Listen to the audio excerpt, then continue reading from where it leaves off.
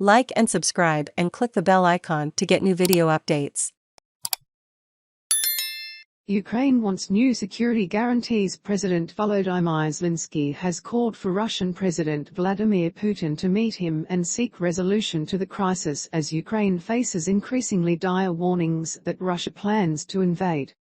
Key points. UkraineMr President Volodymyr Zelenskyy chided the international community for what he said was the appeasing of Russia. He says he wants to convene a meeting of the permanent members of the UN Security Council, which includes Russia, to provide new security guarantees for Ukraine. Mr Zelenskyy called on NATO members to be honest about whether they wanted Ukraine to join the alliance. I don't know what the President of the Russian Federation wants, so I am proposing a meeting, Mr Zelenskyy said at the Munich Security Conference, where he also met with US Vice President Kamala Harris.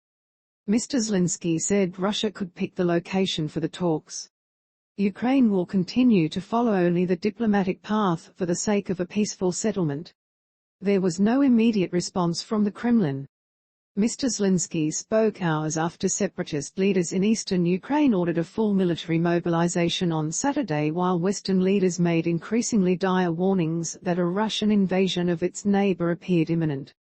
Meanwhile, Russia's strategic nuclear forces held exercises overseen by Mr Putin on Saturday. The Kremlin said Russia successfully test-launched hypersonic and cruise missiles at sea, as Mr Putin observed the exercises on screens with Belarusian leader Alexander Lukashenko from a situation center. With Western fears of war rising, Washington accused Russian troops massed near Ukraine's border of advancing and being poised to strike. We hope he, Putin, steps back from the brink of conflict, U.S. Defense Secretary Lloyd told a news conference in Lithuania, adding that Russian forces were beginning to uncoil and move closer to the border. As Ukraine braces for a possible attack from Russia, Mr Zelenskyy says he wants a meeting of world powers to lock in new security guarantees for his country, saying the current global system is no longer fit for purpose.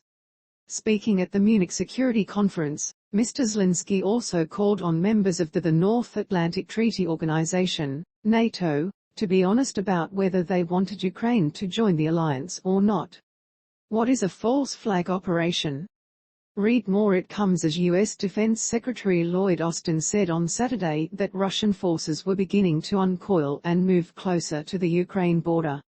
He made the comments during a trip to Lithuania for talks with Baltic leaders. The 44-year-old Ukrainian leader received a standing ovation before starting remarks in which he called on the world to learn the terrible lessons from history, and chided the international community for what he said was the appeasement of Russia.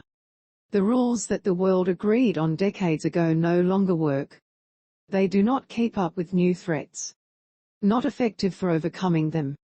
This is a cough syrup when you need a coronavirus vaccine, he said. The security system is slow.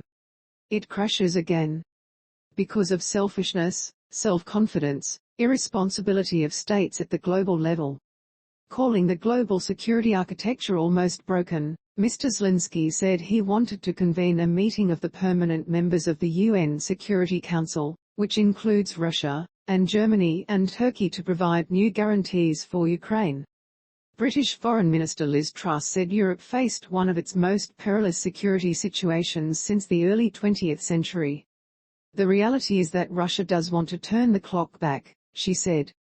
In the last week alone, we've seen a doubling of disinformation, and we've seen false flag operations in the Donbas region. I am afraid that Russia has shown that they are not serious about diplomacy. Australian support for Ukraine. Prime Minister Scott Morrison says Australia is in talks with its allies about what further support can be provided to Ukraine, with Foreign Minister Marise Payne to meet with her Ukrainian counterpart on Monday. Foreign ministers from several countries including the UK, US, Germany, France and Italy have said there is no evidence that Russia is reducing military activity near Ukraine's borders and remain gravely concerned about the situation. Australia has ruled out sending troops but has provided support to bolstering Ukraine's cyber security, so it can be better protected against online attacks. Poland prepares for a flood of Ukrainians crossing its border. Read more. The Netherlands announced plans to send military equipment to Ukraine, including helmets, bullet-proof vests, sniper rifles and ammunition. Foreign Minister Wop Hoekstra said he hoped for a diplomatic solution but insisted other measures were necessary. Preventing war remains the highest